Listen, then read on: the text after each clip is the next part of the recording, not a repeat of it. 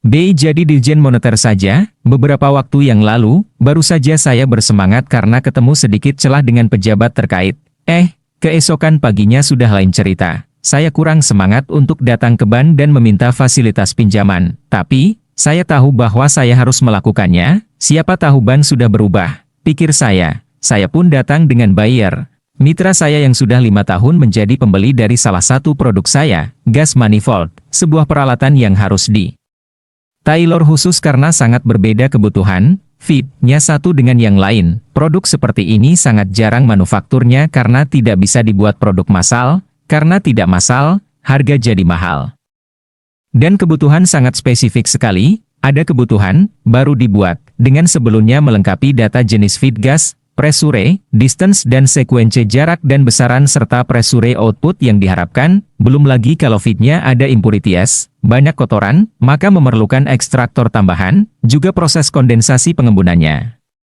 Intinya benda kecil tersebut jarang yang membuat, kami satui antara hitungan jari yang memanufakturnya, karena buyer kami cukup spesifik, dalam transaksi. Kami memerlukan uang muka sampai 50%, karena kalau kami buat duluan lalu nggak jadi beli, buat apa barang itu, di scrap palingan, dihitung kiloan ke pedagang besi, walau modalnya hanya 20% materialnya. Engineeringnya, rekayasanya, tidak murah, high skill labor yang mengerjakan, singkat cerita, sahabat saya ini biasa saya panggil Mullah, karena memang dia seorang mullah, warga Saudi berbasis bisnis di Singapore supplier produk oil and gas. Namun, bisnis tulen ini di masa senggangnya bekerja sebagai lekturer agama, penceramah, seorang scholar ilmu agama Islam. Sekarang bukan urusan agama, tetapi dia ingin membeli equipment, gas manifold dari saya, harga sudah kami sepakati dan dia akan belecok fund dananya untuk penerbitan LC, dengan LC tersebut saya ke bank, banknya sama dengan LC issuer.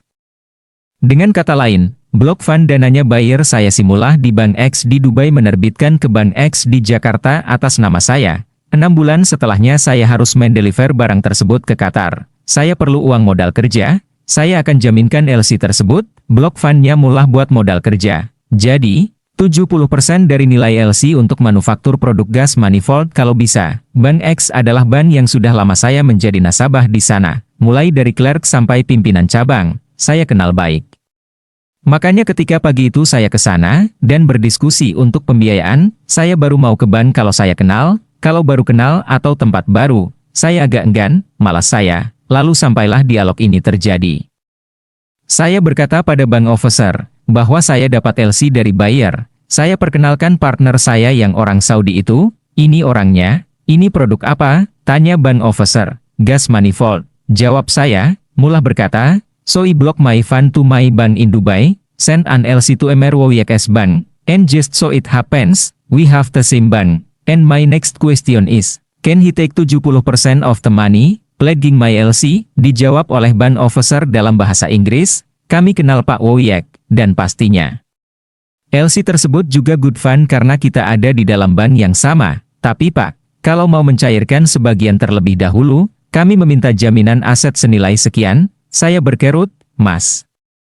Bukannya itu sudah uang jaminan LC-nya? Oh, iya Pak, tapi peraturan BI mengharuskan ada jaminan aset, jawabnya, waduh, saya sudah berapa kali ini berhadapan seperti ini, saya berharap dengan bank yang sama, block fund, dana bisa keluar. Ternyata demi bank versi BI yang prudent, baca, penakut, maka perlu jaminan aset.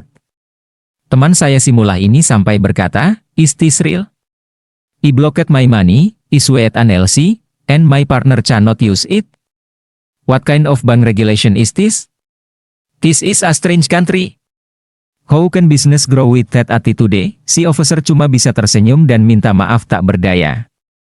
Saya mengerti sekali, malah pikiran saya terbang ke jauh waktu, zaman almarhum Habibie jadi presiden, di mana dia ditekan IMF untuk membuat BI independen, supaya nggak diatur-atur penguasa atau pemerintah, padahal, bagi saya itu divide et impera, pemecah belahan kekuasaan, padahal, yang independen ala IMF itu seperti Amerika, ternyata sampai sekarang Gubernur Federal Reserve yang, katanya, independen masih nurut sama Presiden Amerika, dan sejalan, minta dikepret memang nih, BI, kasihanlah, pengusaha apalagi UKM, dengan KWR juga sulit harus sudah jalan dulu tuh.